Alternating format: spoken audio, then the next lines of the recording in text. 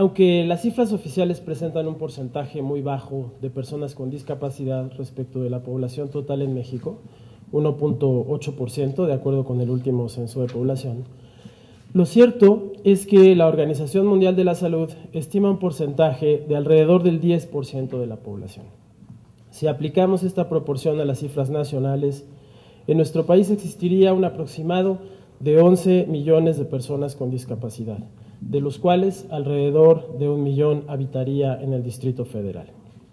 La Convención es un instrumento que muchos actores tienen que saber utilizar de manera adecuada, con el fin de concretar su propósito. Este objetivo, señalado de manera explícita en el artículo 1 de la propia Convención, no es otro que promover, proteger y asegurar el goce pleno y en condiciones de igualdad de todos los derechos humanos y libertades fundamentales de todas las personas con discapacidad y promover el respeto de su dignidad inherente. Un enfoque integral y no segmentador, con una perspectiva moderna de derechos humanos que sustituya el asistencialismo y la discrecionalidad, es el que la Convención aporta y que debemos saber plasmar para dar respuesta a las demandas de inclusión y reconocimiento de las personas con discapacidad. Esto es cierto. No es posible ninguna acción pública o programa de gobierno a favor de las personas con discapacidad sin que existan mecanismos para su participación activa en el diseño, implementación y evaluación de tales acciones. El papel preponderante para el imprescindible cambio cultural respecto de la percepción de las personas con discapacidad le corresponde a la acción gubernamental, sin duda, a través de la puesta en marcha de campañas permanentes de educación y sensibilización dirigidas a la sociedad en general. Sin embargo, considero que un papel no menor lo ha de desempeñar la ciudadanía y en particular las personas con discapacidad y las organizaciones que las representan, a quienes el mecanismo que hoy presentamos convoca para profundizar en el conocimiento de sus derechos y de los recursos de que disponen para hacerlos exigibles. La realidad de México en materia de protección a las personas con discapacidad es preocupante y reclama una gran alianza nacional. De ahí la importancia de aprovechar cabalmente las disposiciones y herramientas provistas por la Convención.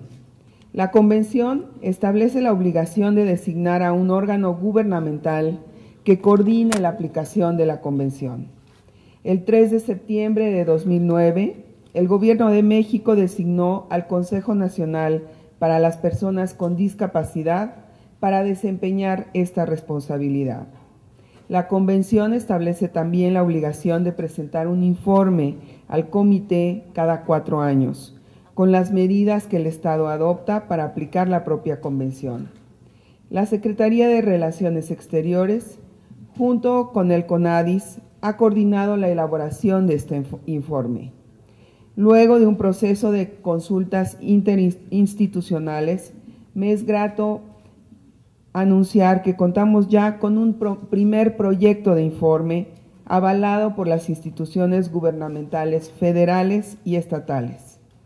Me complace anunciar también que ese informe estará disponible a partir de mañana en las páginas de internet de la Cancillería y de CONADIS para los comentarios de todos los interesados. La Convención establece además la obligación de designar uno o varios mecanismos de monitoreo independientes para la vigilancia de la Convención.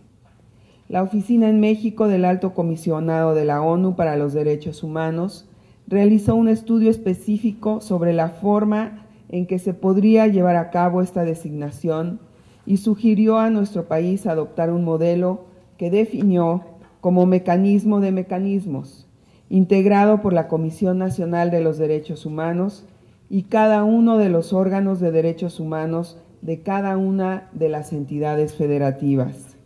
El Gobierno de México designa a la Comisión Nacional de los Derechos Humanos y a los órganos de derechos humanos de las 32 entidades federativas como mecanismos vigilantes de la efectiva aplicación en nuestro país de la Convención de la ONU sobre los Derechos de las Personas con Discapacidad. La Cancillería informará el día de hoy sobre esta designación al Secretario General de Naciones Unidas y a la Alta Comisionada para los Derechos Humanos. Los ciudadanas y los ciudadanos somos los primeros que tenemos que vigilar que los derechos de las personas con discapacidad se respeten. y también somos los primeros que tenemos que exigir a nuestras autoridades el cumplimiento de esta convención. Si bien con el señalamiento y el informe que nos acaba de dar la señora embajadora de que van a ser las comisiones estatales de los derechos humanos quienes van a estar vigilando en primera instancia el cumplimiento de esta convención, somos los ciudadanos quienes debemos de exigir que se cumplan las políticas públicas que se diseñan para las personas con discapacidad y que bien estas políticas públicas sean transversales, para que puedan incidir desde todos los ámbitos de competencia del Ejecutivo. Esta convención nos compromete a todos y debe de tener un convencimiento especial en cada uno de nosotros.